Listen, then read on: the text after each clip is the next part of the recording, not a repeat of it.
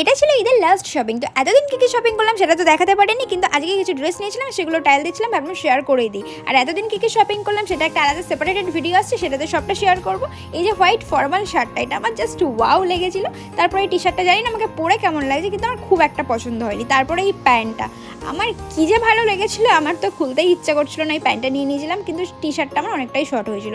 তারপরে এই হোয়াইট টি শার্টটা পরেছিলাম, এটা দেখলাম যে না ঠিকঠাক আছে, এটা নিয়ে নিয়েছিলাম, তার সঙ্গে এই প্যান্টটাও নিয়ে নিয়েছিলাম। তারপরে চলে গেছিলাম পার্লার।